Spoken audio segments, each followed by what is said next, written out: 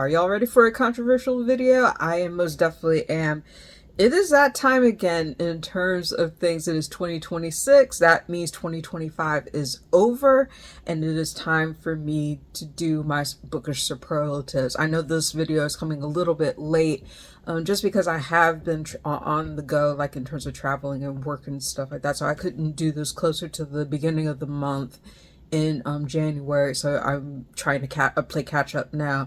And I also have a huge backlog of 2025 like related videos in terms of reading wrap-ups and things like that to finally get to and be able to review on my channel. So it's coming down the pipeline. I just have not had the opportunity to be able to film some of these videos. I've been doing a lot of let's plays, like in terms of games. Like you've seen some of my videos, like if you follow my channel for Persona 3 Reload. I'm still trying to see if I can finish that game for 2026 and try to wrap that up, since I'm getting closer to the end of the game and catching up with a backlog on that.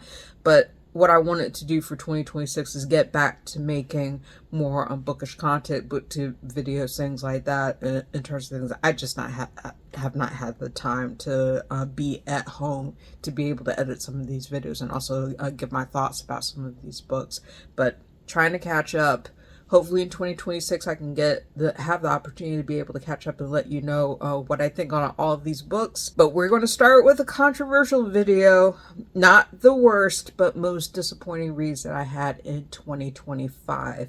I have a total of 10 books that I'm going to go through. One of them, technically speaking, is the same book, but slightly modified. For those of you who know that I read these two books, you probably already know what book that I'm going to talk about in terms of things. It is not exactly the same book, but a lot of the content is similar. One of them was published about 2 years before the other one. I'm going to have a dedicated review on both of those respective books, but I'm counting them as two separate books because they were, technically speaking, two different books. But one of them is the improved version that was published a couple of years after the fact. So, yeah, 10 books. Most disappointing reads of 2025. So without further ado, let's go ahead and begin. And just to make a note of this, these are not comprehensive reviews. If I have not already reviewed these books on the channel before, they are coming. It's just I'm catching up with a backlog, y'all. I've been so busy, like, and my time's been taken by a lot of different things. But if it's not already on my channel in terms of review, I'll link the ones that I've reviewed before in the cards above in the description down below, and also some of my written reviews if they're already available for your reading perusal. But we're going to go through these 10 books as quickly as possible. They're not going to be comprehensive, but they're just giving my general thoughts in terms of why they are disappointing. The first book that I'm going to talk about in terms of things was disappointing for a lot of people when they picked this up. It made the promise of taking place in 1920s Harlem during the Jazz age, the Black Renaissance. So there, and also featuring black vampires. You would think that nothing about this book would go wrong, based on the premise of it. And it's a sapphic romance. So that's also the other part of it in terms of things where, like, this book had a lot of appeal and a lot of hype and a lot of things. And then when I actually sat down to actually read it, it just completely let my expectations down. I think this book could have been a lot better than what it was. Of course, I'm talking about the first book in this Ravenous Fate series by Hayley Dennings, this Ravenous Fate. And oh boy, like, this book had so many different issues with it in terms of things. I did not go into this YA historical fantasy thinking that it was going to be as tedious and dull as it was. And I hate saying that in terms of things, because I was like, there's so many different elements of this respective book, of this Ravenous Fate, that were interesting on paper, but when it came to the actual execution of the story between Layla and Elise, I was so disappointed in terms of how it chose to execute this story. There were interesting elements between these feuding families and once friends, possibly even more than friends, having a falling out.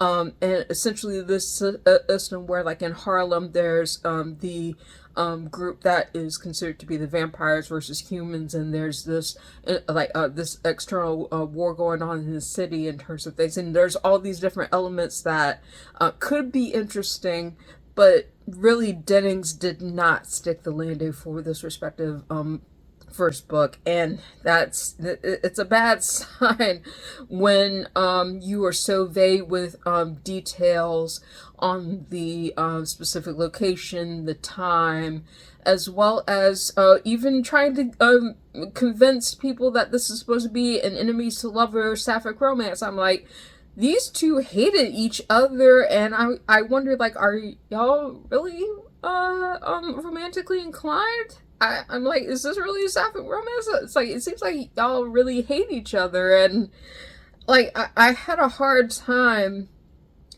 really just getting into the perspective of this respective book in terms of the progression of things, and it disappointed me greatly. I'm not saying that it was a completely terrible reading experience, because I think certain ideas and certain executions of it were interesting in terms of things, but the way that it was done was not.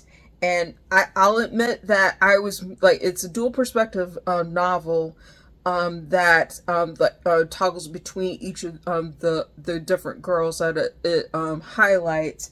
Layla was way more interesting than Elise. Layla was way more interesting. I was more invested in Layla in terms of her tragic backstory, in terms of like having to navigate this respective crime that like she's implicated in, and she's trying to work to figure out what happened because she doesn't remember.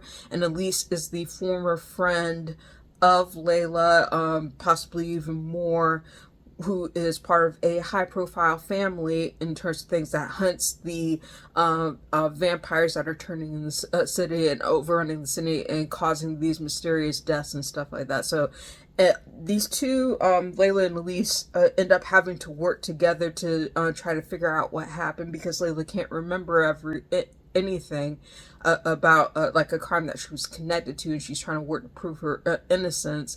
But more often than not, these two were going at each other's throats in a different fashion, and not in a romantic way. I was just like, I was not convinced by the romance. I was not convinced that this was actually taking place in 1920s Harlem in terms of things. 1926, I believe. So it was during the Harlem Renaissance in terms of things. The very vague attention to place and detail in terms of things really kill the momentum for this respective series. It could have been any kind of like paranormal, historical-esque romance, like, because there was just so little detail to make it really pop, and that was disappointing to me, like in terms of picking up this respective book. So I was like, I don't know how the sequel to this is going to pan out. I'll put a picture up for your reference in terms of what the sequel title is. I can't remember it off the top of my head. I may, since this is supposed to be a duology, I may pick it up to be able to see how it concludes, but the beginning of it left much to be desired, and I was highly anticipating this, and it would just let me down on so many different levels. But this was this Ravenous Fate by Hayley Dennings, one of the most disappointing reads that I had in 2025. Next book that I want to highlight was one of my most disappointing reads of 2025, and I was so looking forward to this literary fiction adult debut of Amerie, who is an R&B singer that many people know in terms of things. I love her music. I grew up with her music, basically, like in terms of things, and I have several of her albums for things. So when I heard that she was coming out with her debut adult novel, she's written YA short stories before. I don't believe I've reviewed any of her short stories for YA on the channel before, but that is coming down the pipeline at some point. But this book, it was one that I got as a galley from NetGalley, and I wish that the focus of it was a lot better than what it was. This is not a ghost story by Amerie. So this book, I was intrigued by the fact that this was about a black man who is perceived as the world's first visible ghost. And I went into the book thinking, oh, this is going to be about John. This is going to be talking about his experiences, kind of navigating this death-like but not so death-like experience, and being able, he doesn't have a clear memory of why he ended up in this respective place, this void where he's in a house, and there's this mysterious threatening figure that's coming after him and chases him into the regular world, where he realizes, oh, I'm a ghost, but not really, kind of thing. Like, he doesn't remember what happened. He's trying to navigate, like, having a body that's not completely whole, and navigating, like, this threatening presence coming after him, and he doesn't know exactly why it chased him out of the place that he was in beforehand. But this was... There were interesting elements of this respective book. I'm going to give it credit because, like, I was intrigued by several pieces of imagery and John's voice, and even the boy that he befriends, the teen boy that he befriends named Ruben. But the execution of this book was all over the place, and I'm like, and it really stopped being John's story after a time. It was really more of the other characters, as well as Persephone, who kind of took over the book after a certain point, and that rubbed me the wrong way. I was like, I thought this was supposed to be about John. I would have taken a book written about John and Ruben's experiences, and I even liked one of the other characters, Mabel, who didn't show up as much in the book in terms of things, one of the black women that John meets. But everybody else in this book, in terms of things other than John, Ruben, and Mabel, I was like, I kind of like checked out during several sections of the book, because I was like, this isn't really cohesive in terms of what it chooses to focus on.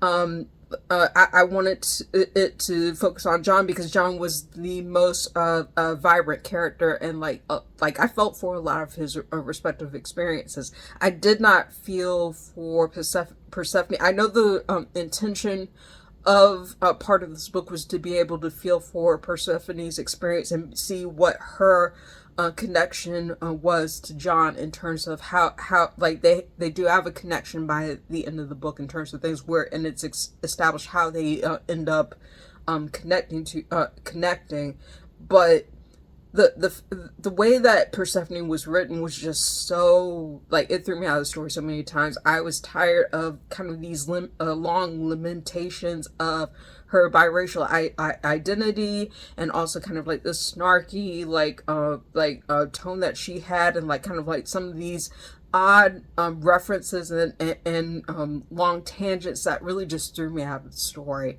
And it didn't make sense to me in terms of why it kept going back and forth like from the more interesting parts of the novel to these long sections that really weren't. It's intended to be like snappy, snarky humor in terms of things, but it really just kind of fell flat for me. And it's not that I don't enjoy like concurrent multiple stories going on. I enjoyed Anthony Doerr's Cloud Cuckoo Land as an example of literary fiction in terms of things, and I'll put the cover up here for a reference. But to look at This Is Not a Ghost Story, it should have been more interesting than what it was, and it was disappointing to me in terms of the lack of focus and really just being kind of shoving its main character to the side a bit. I understand like what it was trying to do by the time it got to the ending in terms of showcasing, like, you know, like whether John was an actual ghost and what happened, and filling in the pieces of his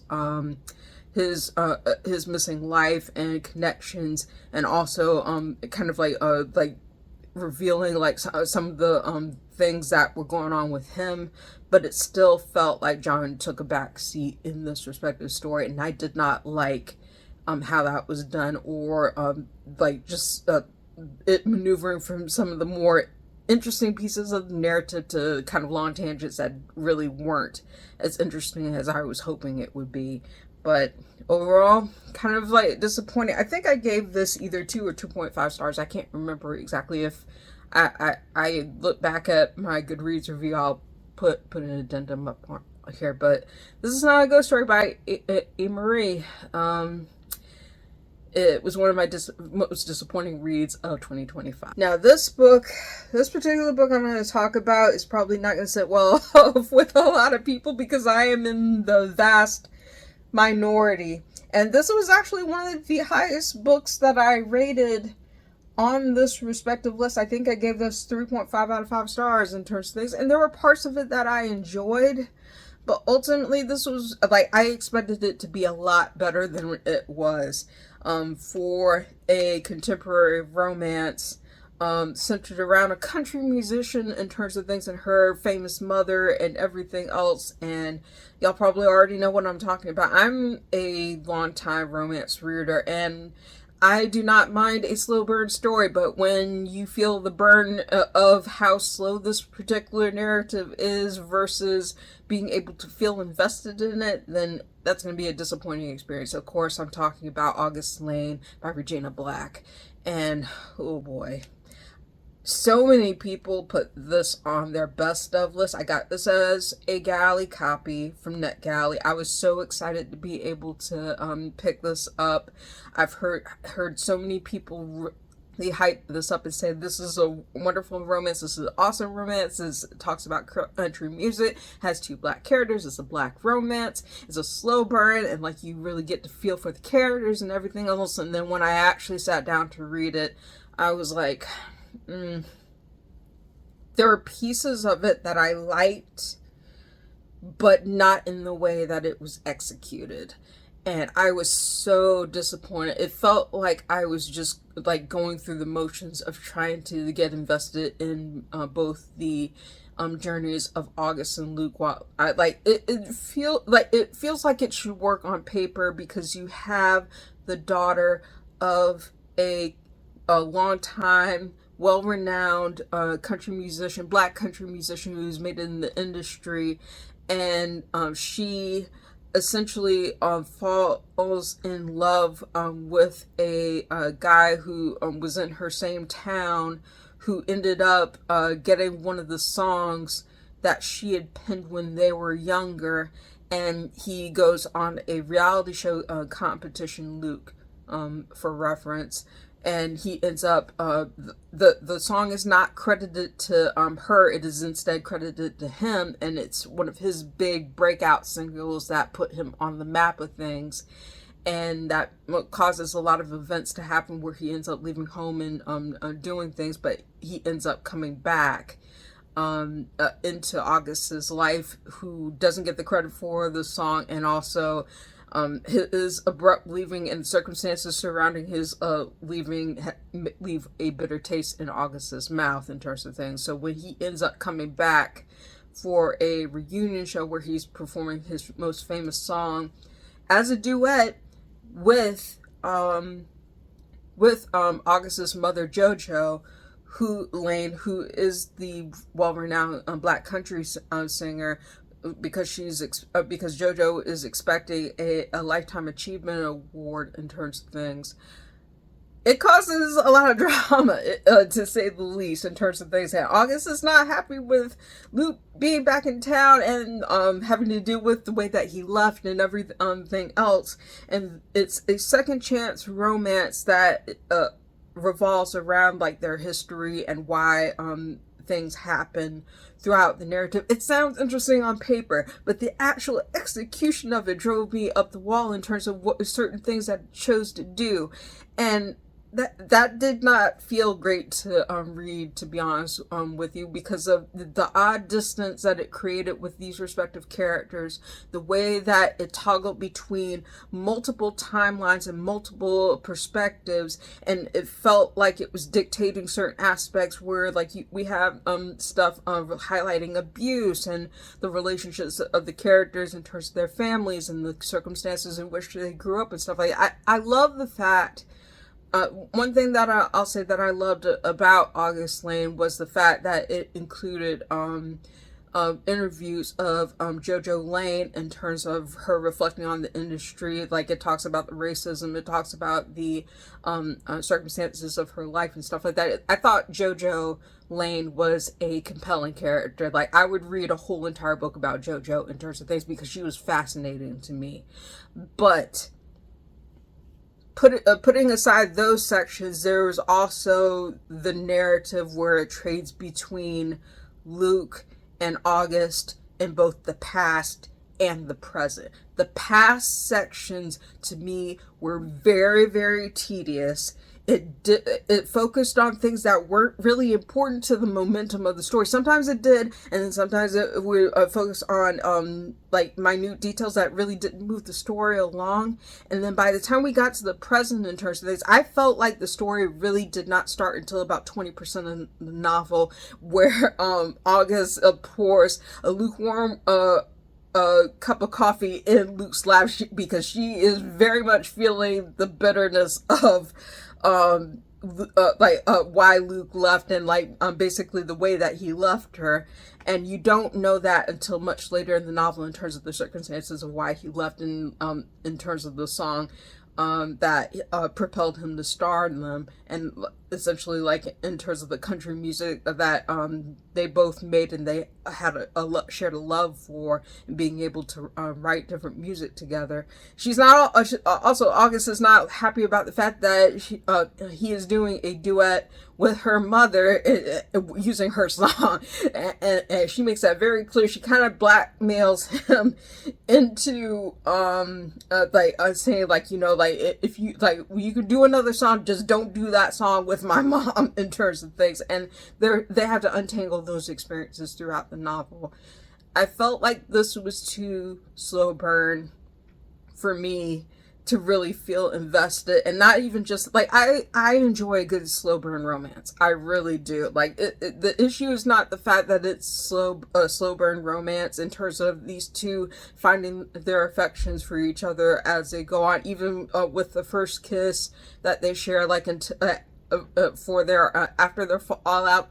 I was not concerned about that coming as late as it did in the novel. I was concerned about the multiple timelines that did not feel as invested as it should have been, and that's what makes me upset. And then there were other details of this that were completely glossed over so quickly that I'm like, you should have spent more time on it. Like, for example, the fact that Luke had a falling out with his younger brother because the abuse that their mother was inflicting on them, and then Luke left, leaving Ethan behind, and then all of a sudden, like, you know, in terms of all the things that happened, he's just gonna forgive him very quickly towards the end of the novel. I'm like, no, that needed more time. I'm like, you spend time on mundane details in terms of the past for things, but you quickly dash off this very complicated relationship and really don't show a coming to terms with Luke reuniting with his brother. I'm like, no, like there were misplaced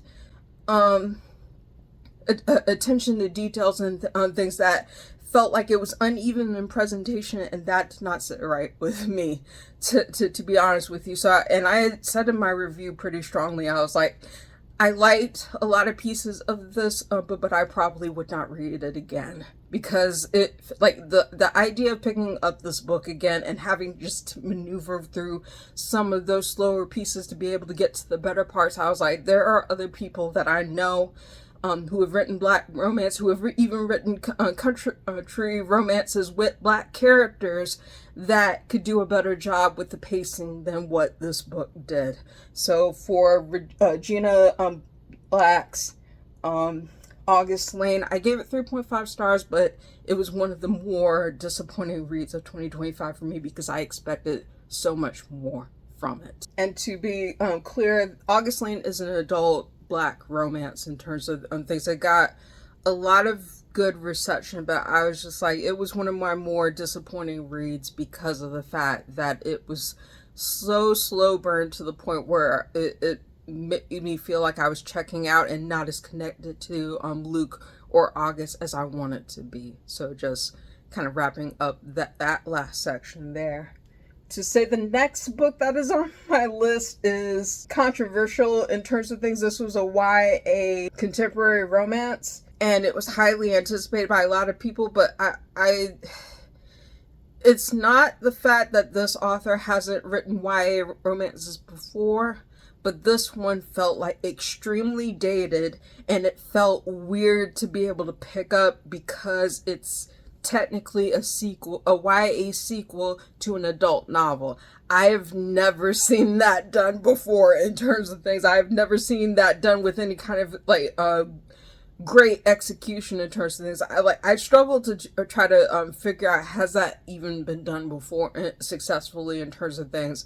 I know that other series in terms of things have gone from YA to adult books before. Like that was very much indicated with the Sweet Valley Twins series by Francine Pascal, and by that measure, like, you know, like I am not opposed to seeing that, because it makes sense when you have a young adult series or a middle grade series and stuff like that. Like, you see the characters age up and you follow them, and it follows the audience that followed them with respect to the books that were made. But in this case, it's the reverse.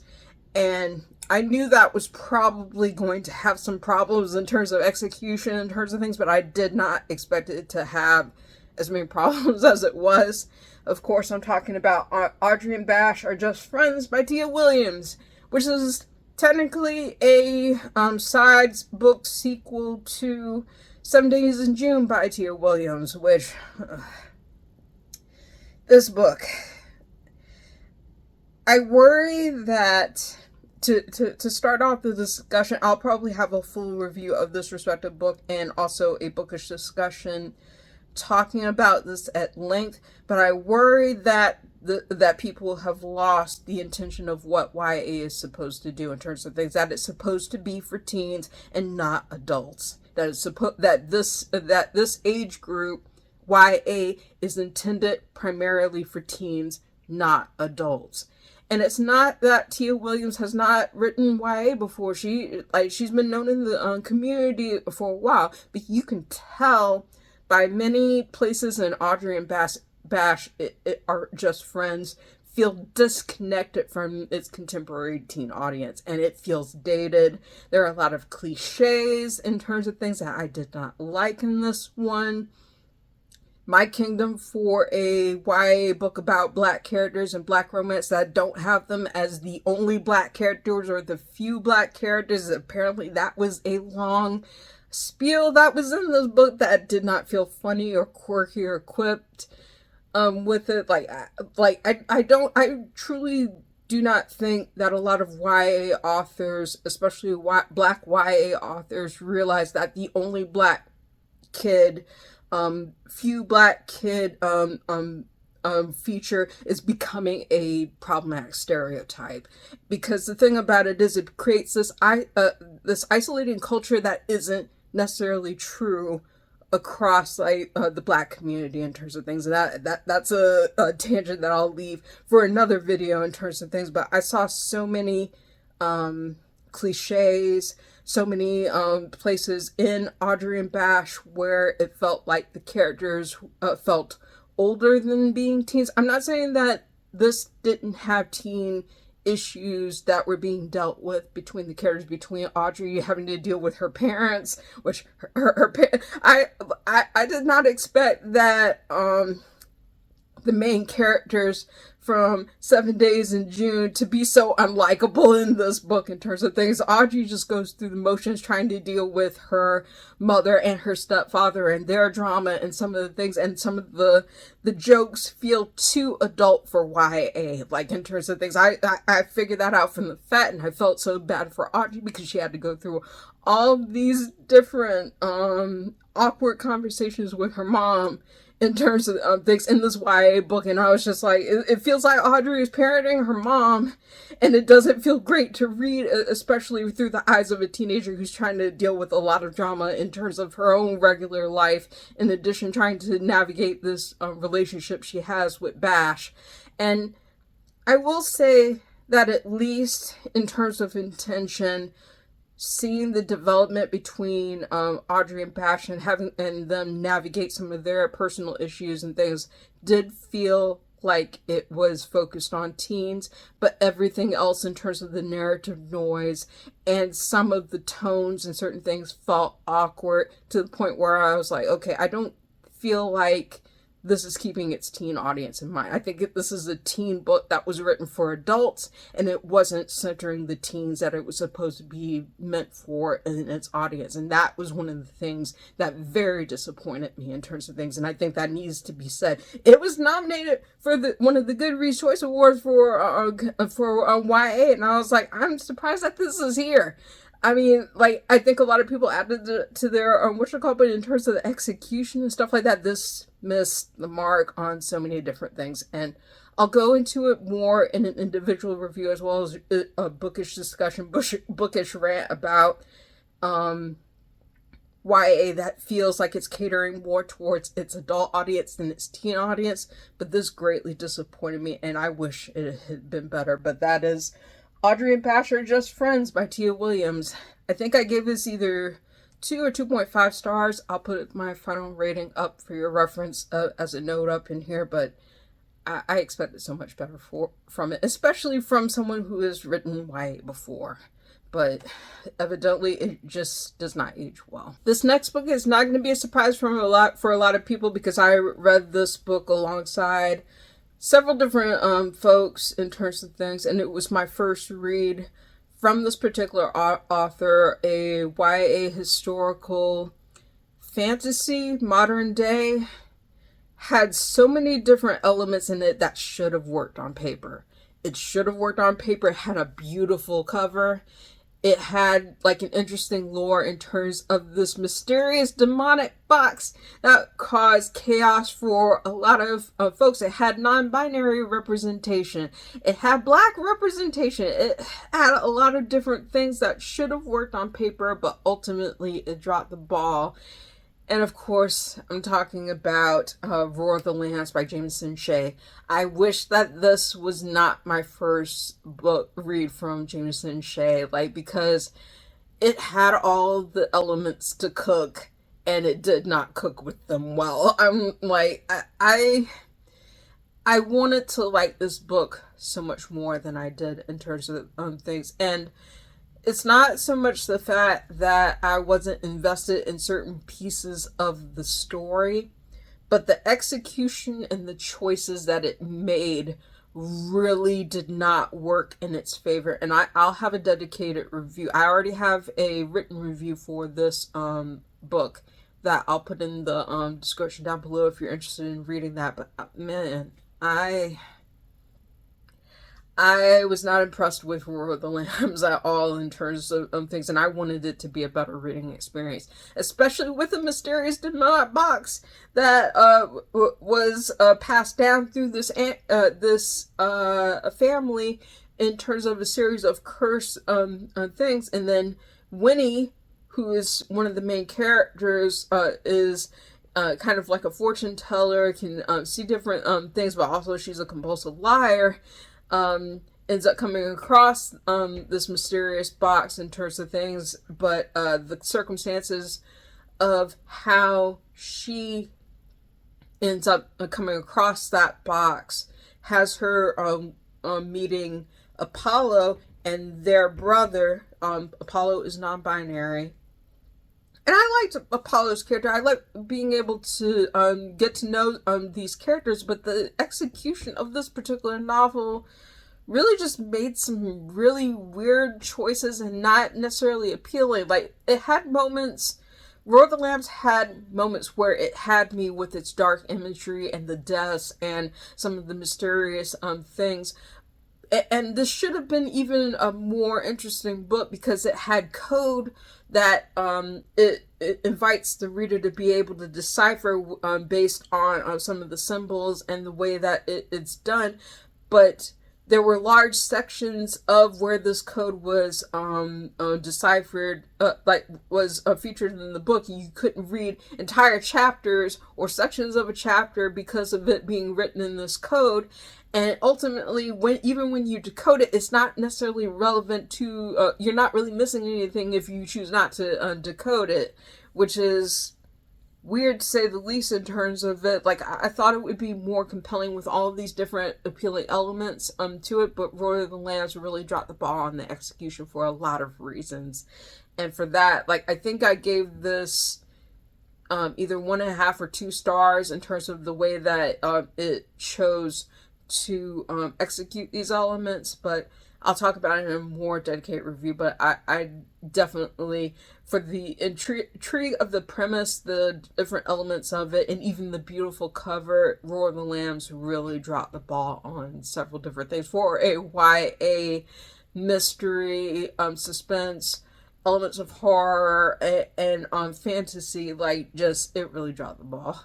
And I wish it had been a better experience. Now, this next part is highlighting 3 books by the same author, and I feel awful that, like, these 3 books were my first experience with this respective author, and none of them landed for YA urban fantasy. So I'll have extensive reviews of these books specifically on the channel coming down the pipeline so that I can talk about the problems with them in more detail.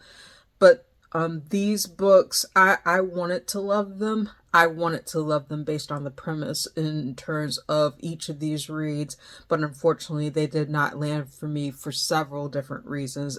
Of course, those of you who have followed me on social media and like kind of like know like on Goodreads in terms of things, I've reviewed all 3 of these books. One of them is technically the same book, but one is an updated version of the other, and it's changed enough to where like they're 2 separate books that do different things, but ultimately neither one of them landed with me. So Shakir Rashaan is a Black author who writes in multiple age groups and multiple genres in terms of things. And I tried out his YA urban fantasies. Technically speaking, they're not necessarily urban fantasy. They're more paranormal romance based on the focus of them. And that was also a part of why they didn't land with me, because I went into them thinking that they were going to be urban fantasy, that the magic would be a focus, that there would be other elements that in the lore that would be focused on in terms of things, but unfortunately that was not the case. The first book that I want to talk about is A Deal Inked in Blood by Shakir Rashaan, and this was marketed at, like, it was my bread and butter in terms of what the comp was for this. It was Spawn meets Above the Rim, and it has a wonderful cover. I'll put the cover up here for your reference, but it had all of the elements of the premise that I should have liked. It's about a boy named Trey who is a basketball phenom who is essentially having a lot of weird things happening around him in terms of things. He's gotten caught into a magical deal that was made by his father in terms of things, and he's subjected to a lot of secrets and other things that and different things that are happening that are weird between his day, navigating his day to day. And you would think that with a comp like Spawn, which I recently rewatched, the 1997 movie with Michael Jai White, John Leguizamo, all-star cast in terms of things, and it holds up pretty well. Like when I read the comps in terms of seeing, and these are old comps in terms of things, I don't expect a lot of teenagers to know. They may know what Spawn is, they may not necessarily know what Above the Rim is, depending on the community they come from, and then also the passage of time in terms of things, because both of these comps are for older movies and older franchises that teens may not necessarily know what they are, but may be able to find information in terms of things. I didn't have a problem with the comps themselves in terms of things because I'm familiar with the properties. I've seen Spawn, I've seen Above the Rim with Tupac and an all-star cast for that, so it was this kind of superhero flick with an anti-hero meeting a basketball movie coming of age type situation with a lot of contentious relationships and things that happen within the respective movie. And Unfortunately, A Deal Inked in Blood did not deliver on those comps in terms of things. For the level of expectation that I was expecting going into A Deal Inked in Blood, it did not stick the landing. And part of the reason for that is I think it really, like, for the establishment of the premise for A Deal of Inked in Blood, it really did not, the intrigue of the actual novel blurb did not come until much later in the book. And by the time we reach the end of the book, when the magic starts happening, it ends. And it ends abruptly. And I'm like, wait, that's it? That's it? We go through all of this relationship drama, which was not executed well. And you'll probably hear me say, in terms of a common theme that I found in Rashaan's work for YA, that he does not write teen girl characters very well, or women very well in terms of things, and that is definitely a problem, and it recurs quite continuously, like through the narrative, where it, in several cases it threw me out of the story for how stereotypical and how disrespectful it was. I was stunned by some of the portrayals and some of the choices to focus on certain things that really detracted from the overarching premise of the story. I'm like, where's the magic? Where's the intrigue in terms of being able to see this deal and see what how Trade deals with it, and like his magic powers in terms of things and how that affects his life? That doesn't come until way later in the book. And by the time it comes to a book where it's starting to get interesting in terms of 80-90% into the novel, the novel ends.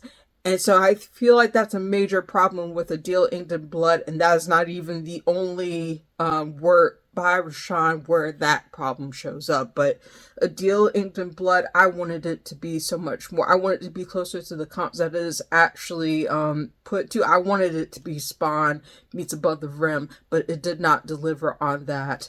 And I'll go into more detail in a longer review of that book later on the channel in its own separate video. But man, I was disappointed. I was so disappointed, and especially since it had promise with respect to the premise as well as the cover in terms of things. Like it had me, but it lost me for the execution of all of these different elements that just did not land, unfortunately. Which brings me to my second mention by the same author, Shakir Rashaan. This is the book where it's two separate books that I ended up reading. One of them was the earlier published version that was done by Entangled Publishing called Neverwraith. And this is the cover up for your reference. It's technically like revolving around the same characters, but the execution of it is different. And I'll talk about that in a separate video where I'm going to be talking about that book, as well as the updated version, which is called Sageborn.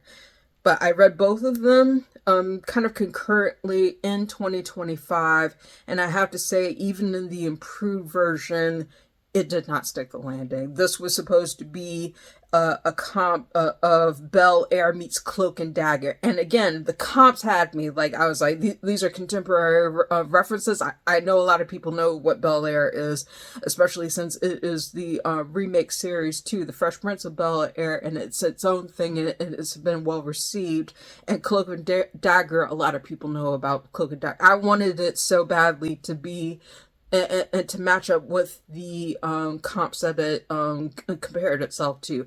And same problem as A Deal Inked with Blood, this did not stick the landing and had some of the same problems as the aforementioned book that I mentioned. Both. It's interesting because Neverwraith felt like of the two, I think the Entangled Publishing book, which was focused on the respective character of Yasir, was much better written and more concise than what Sageborn ended up being.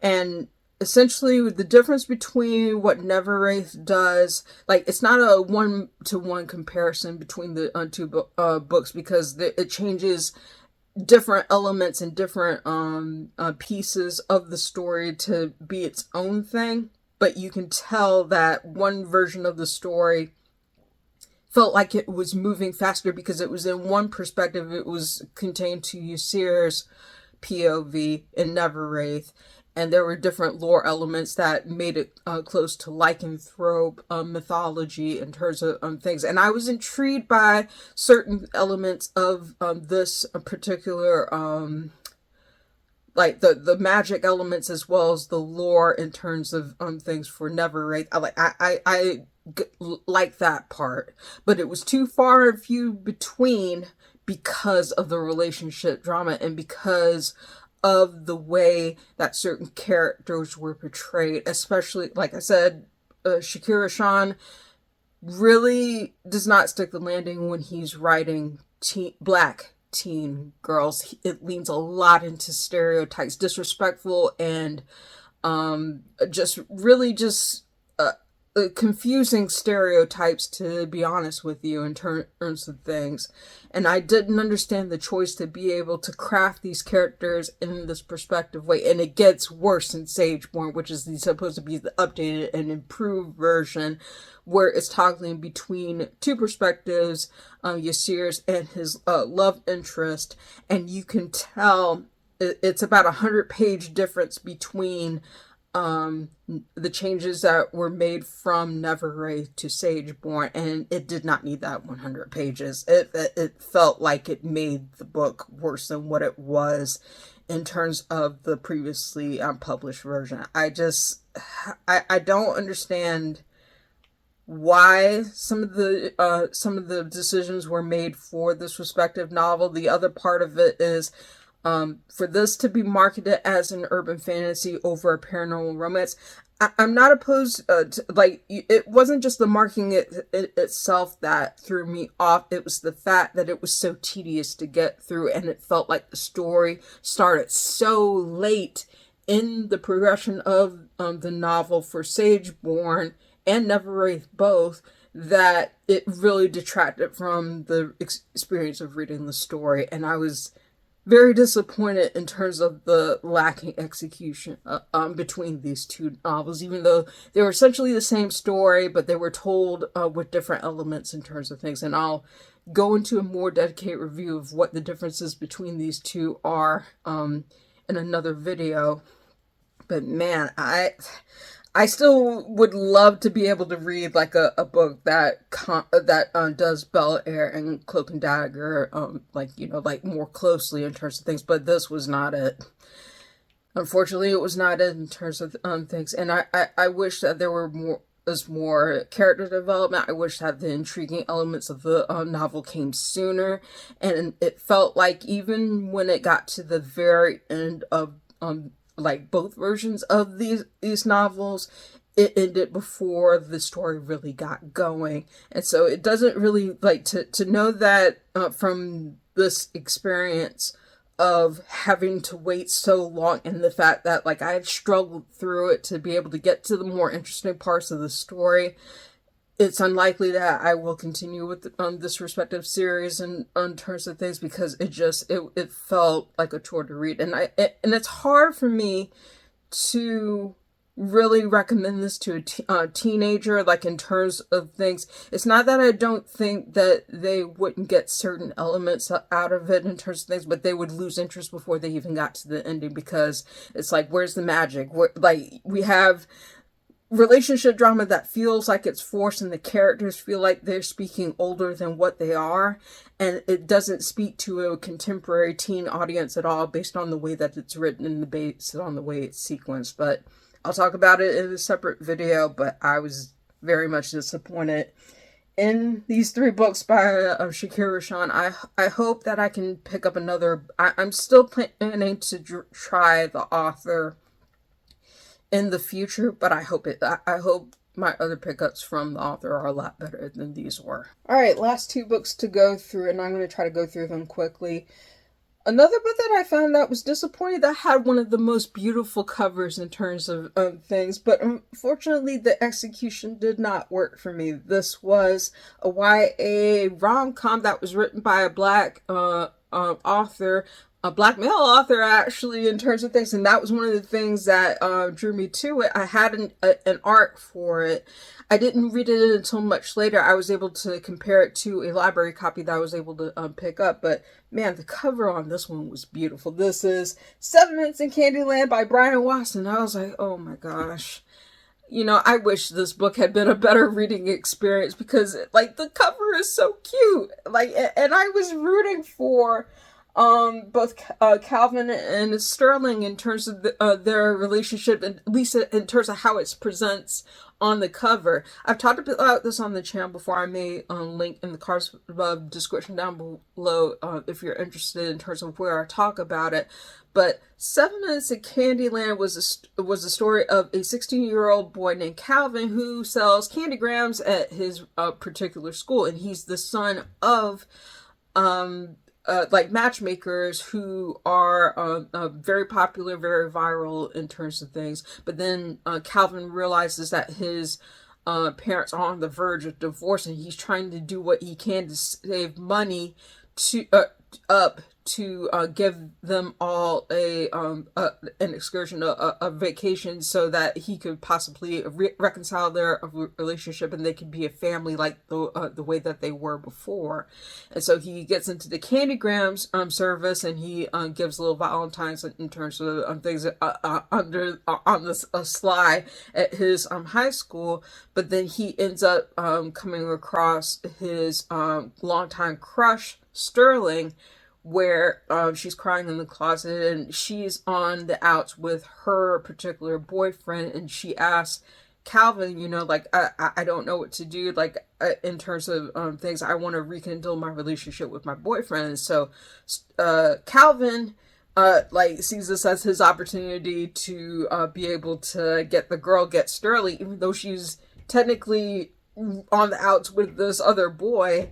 And he ends up trying to give relationship advice as his side hustle. So he starts making more money by giving relationship advice, in addition to giving relationship advice to Sterling in terms of things, even though he doesn't want Sterling to go back with her boyfriend. And it's mess. It's a lot of mess. I think 7 Minutes of Candyland had moments where it was funny, and it stuck the landing in terms of things. I wish that it had more of that type of situational, momentary, between characters humor, which I saw sparks of it through the narrative, but ultimately it felt misplaced in terms, like, it didn't always stick the landing for that particular human. And then in some cases there were places where boundaries were violated in terms of things. And it also felt like there was a mismatch with the audience in terms of things, in terms of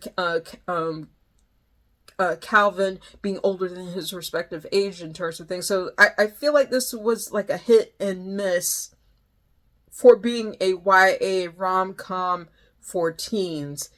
And when I looked at it and heard that a lot of people were comparing this narrative to the Netflix series Sex Education with Nishuti Gatwa and all-star cast and Asa Butterfield, I realized that was where the disconnection was, and why certain characters felt older than what they were. And knowing that, I think that that's why that the presentation for 7 Minutes in Candyland felt uneven in terms of things. But I've talked about it on the channel before. I wish it would have been better.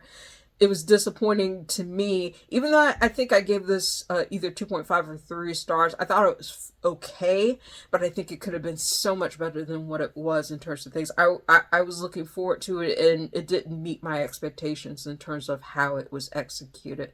I'm still planning on reading the author's other work. I think Brian Wasson had another YA book that released in 2025, if I remember correctly. I'll put up a picture of it for your reference here, but I'm going to try to see if I can find that at my library and be able to pick it up and give my thoughts about it too, because, you know, like, I think that Brian Wasson has an interesting voice, and there are moments where he does the humor very well, but I think it does feel like there was a mismatch between the audience and the intention and also the execution of this respective novel. So 7 Minutes in Candyland by Brian Wasson. One of my most disappointing reads of 2025. I wish it had been better. And finally, I had recently done a semi-recently, like in terms of, it was one of the last bookish videos I did last year in 2025 in terms of things, where I had said that Brittany S. Lewis was going to be on my, will not read list for Blood Moon, because I have absolutely no interest in reading a Twilight Vampire Diaries knockoff. Absolutely not. I was like, no. But I will say that, like, in terms of reading Brittany S. Lewis's work, her debut, The Undead Truth of Us, was a decent debut, even if it was in a category that's not necessarily a popular one for teens. It's technically YA literary horror, which is a hard sell. Like, regardless of the audience that you're trying to reach, YA literary horror is hard to market in terms of things. And I know a lot of people had complaints about the zombie lore and how it was used not an actual zombie horror novel in the traditional sense, but more as an exploration of grief and other things. It was interesting. I liked it at the time that I read it, but the secondary follow-up from Brittany S. Lewis, which was her second book before Blood Moon came out, really disappointed me, and that is The Dark Place by Brittany S. Lewis. I went into this book knowing that it was literary horror, knowing that it had a time travel element to it, but for this to be under YA literary horror, it was not scary. And the execution of it was so tedious to get through, to the point where I was like, when we finally arrive at the moment where certain elements land, it really just did not stick the landing. It's about a girl who essentially is going through a lot of growing pains in terms of things. Her brother is missing. Her family is falling apart because of because of a tragic event that happened with respect to her family that causes her world to be upended, and she's trying to navigate being in a new place where she's living with her grandmother while her brother is missing and while her parents are dealing with a lot of different things. And you don't know exactly what that event was to begin with in terms of the protagonist's life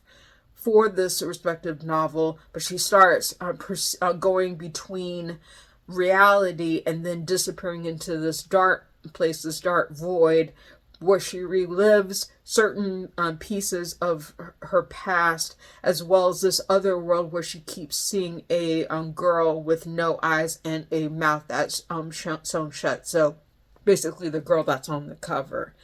And for the I was with this book for a little bit in terms of wondering what the significance of the girl was, the ability of the protagonist to be able to slip between these different parallel worlds and suddenly disappear, and how that's affecting her life, affecting her family, and the fact that her family does not talk about it or her respective ability. But then she meets a boy in the place that she's living with her grandmother, who can do the same thing.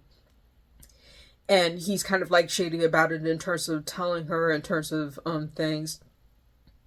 And they essentially end up having a romance together. She keeps her secret, he keeps his secrets, and eventually they end up coming to terms with knowing that they can do the same things.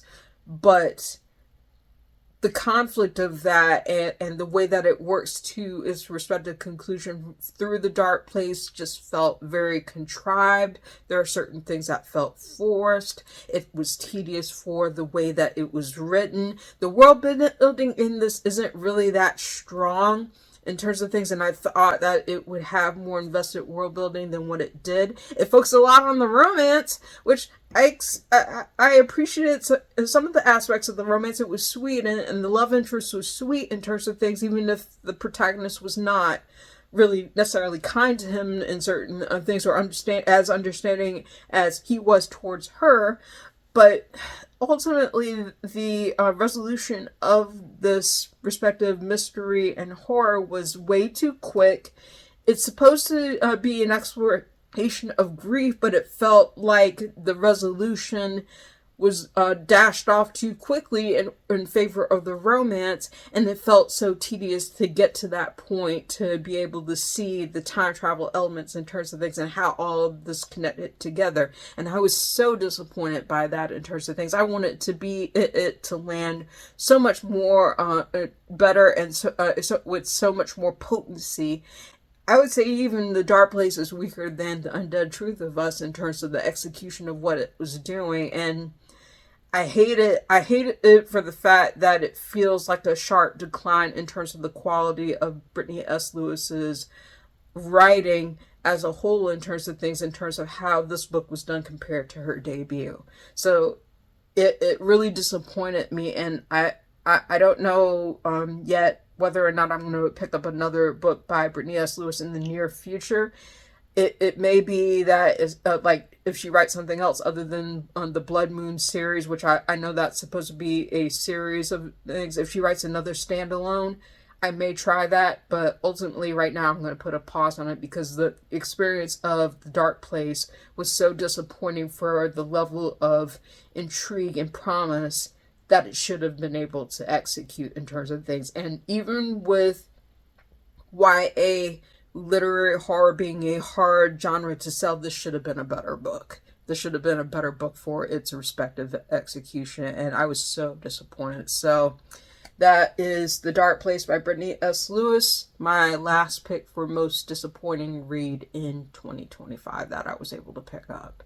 So that is it for my most disappointing reads of 2025. I think the next video that's going to be uploaded on my channel will be the worst reads that I have in 2025, which that's going to be a lot. I already know. But if you made it this far, thank you for watching. If you like this video, please give it a thumbs up. Hit the subscribe button and hit the notification bell to be informed of when I post new videos. Thank you again so much for watching. I hope you have a wonderful day, and I'll see you next video.